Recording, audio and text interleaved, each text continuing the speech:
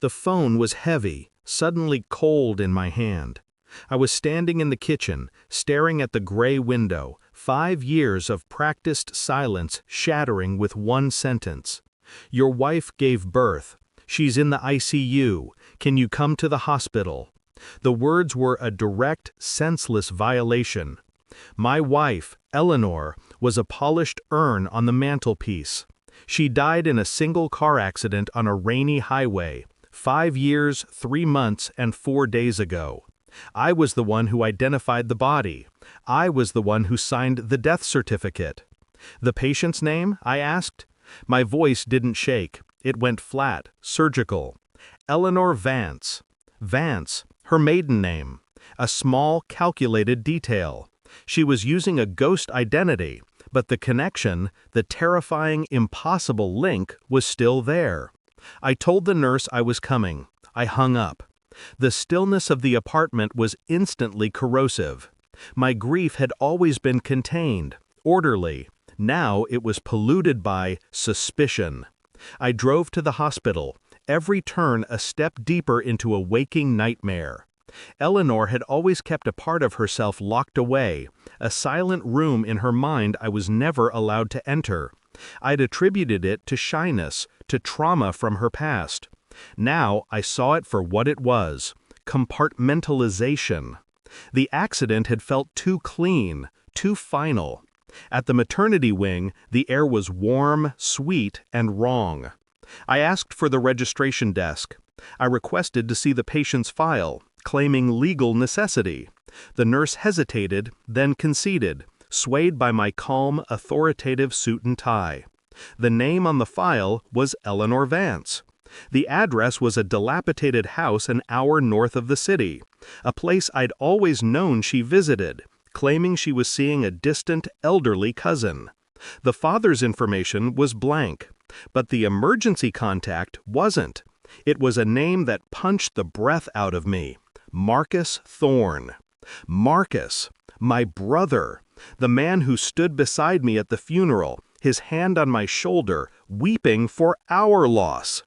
The deep internal monologue was now a tactical briefing.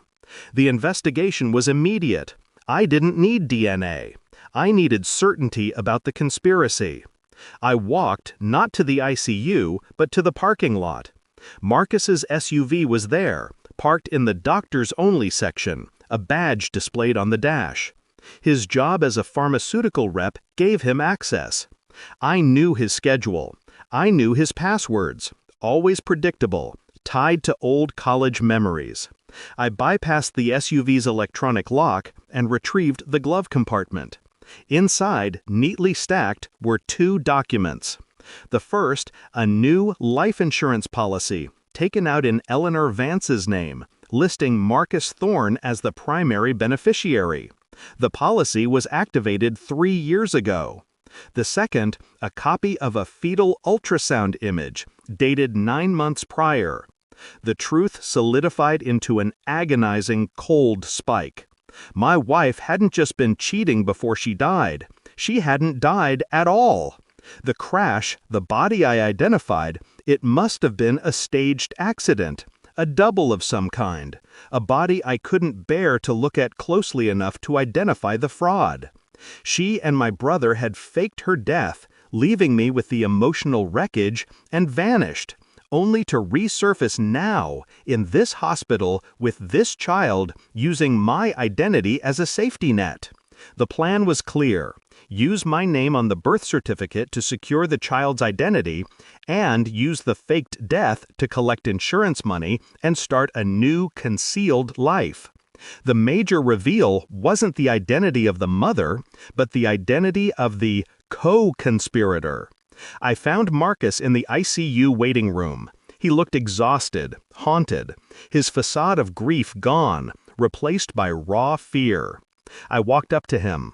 I didn't raise my voice. I simply placed the life insurance policy and the ultrasound image silently on the table beside his hand.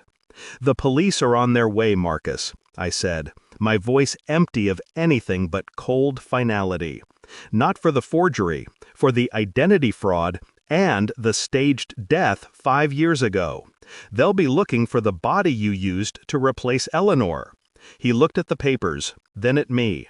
His face went gray, a man realizing he was fully trapped, the elaborate cage closing. He tried to speak. I leaned in, a whisper of absolute control. You thought my grief made me weak. You mistook silence for stupidity.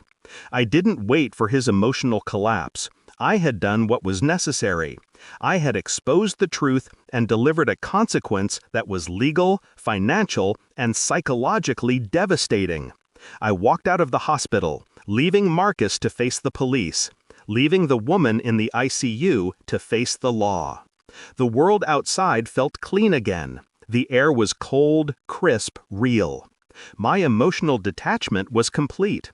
The past was no longer a beautiful, tragic memory, it was a solved crime. My grief was gone, replaced by an ironclad control. I no longer mourned a wife.